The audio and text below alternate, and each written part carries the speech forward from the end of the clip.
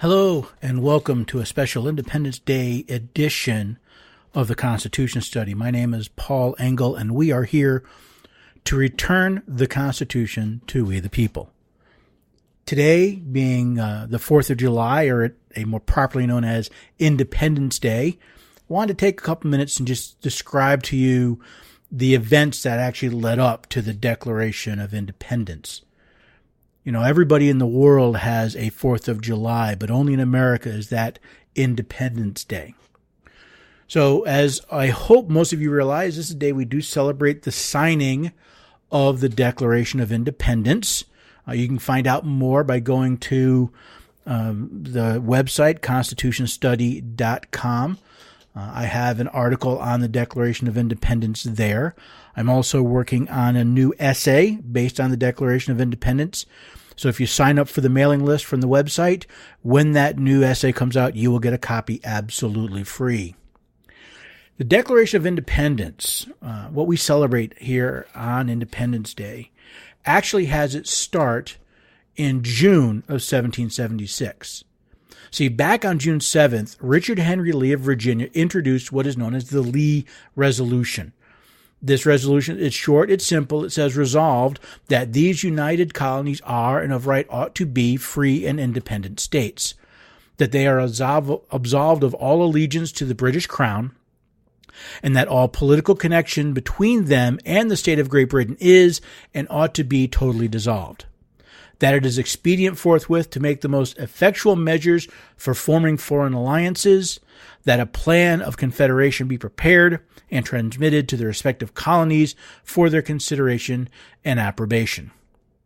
This was the start of what became known as the Declaration of Independence, this resolution that these colonies ought to be free and independent states. Now, we think of states today as kind of a sub-organization under the federal government, but that's not what Lee was talking about. Notice he refers that that all political connections between the colonies and the state of Great Britain is and ought to be totally dissolved. He wasn't talking about creating a new nation, but he was talking about creating 13 states on par and equal with Great Britain, that they would then unite, as he says, and under a plan of confederation that they could all agree to stand up against the British Crown. And again, this is June 7th, 1776. And as you can imagine, this kind of caused a little bit of a kerfuffle. People were, the representatives of the colonies were a little concerned. So they decided to do what most Congresses do. They formed committees. In fact, they formed 3 committees.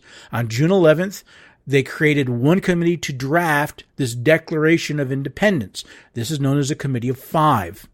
A second was a plan for forming the foreign alliances, and the third, how to form a confederation, just as the Lee Resolution had outlined.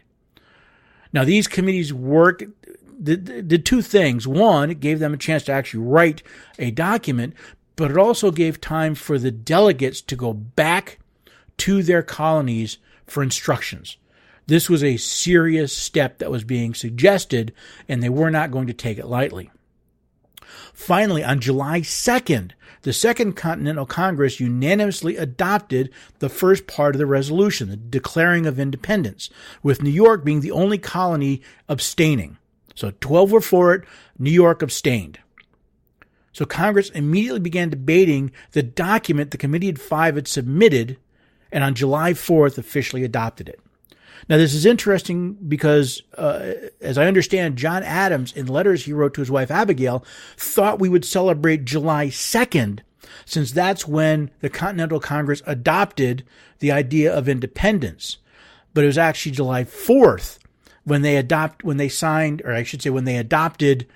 the document for this declaration, is what actually became the holiday we celebrate today. Interestingly enough, only 2 people signed the document on July 4th. Thomas Jefferson and Charles Thomas. It wasn't until July 9th that the last colony actually approved it. It was July 9th when New York finally signed, and the document was considered, quote, fairly engrossed and signed by the remaining members of Congress. So you took from the 4th to the 9th, it took the 6 days for all the colonies to agree, and then everybody signed on to it. Once it was all said and done, then everybody started putting their name to it. And that's where we end up with this document, which is it's a quite important part of our national history. This was the point when 13 colonies said, no, we are to be 13 states. And I want to read for you the beginning of this document. It starts out in Congress, July 4th, 1776, the unanimous declaration of the 13 United States of America, when in the course of human events it becomes necessary for one people to dissolve the political bands which have connected them with another, and to assume among the powers of the earth the separate and equal station to which the laws of nature and nature's God entitles them. A decent respect to the opinions of mankind requires that they should declare the causes which impel them to separation. This language, it was put together by the Committee of Five, the idea that it was unanimous, that it was United States, and interesting enough, united is not capitalized. It is an adjective. It is not part of the proper name. But it says it's become to the point where it is time for us to dissolve these political bands and to assume the powers of nations. And that it is important that not only these powers were the powers of nature, the laws of nature and nature's God, but that's important that these men and this nation, this new 13 states, tell the world why they were doing it and why it was right. That's why this day is so important. Yes, it birthed the nation. It birthed the nation with the understanding that rights are important, that the laws of nature and nature's God is more important than the laws of man-made government. And that it's important not only to simply throw a hissy fit and declare war, but it's important to explain why. We had a group of very wealthy men with a lot riding on this that said, we're going to do this and we need to explain why. So I hope you will enjoy your Independence Day. I hope you'll enjoy it with fireworks, but most of all, I hope you'll enjoy the freedoms that were purchased in blood and sweat and tears. Many of these men who signed this document lost their families, lost their property, their farms, lost their lives. It was bought with blood, and I hope you will take some time and enjoy the freedoms they purchased for you. And then, as the document ends, I hope you'll consider also pledging your life, your fortune, and your sacred honor to the continuation of this liberty-minded self-government experiment.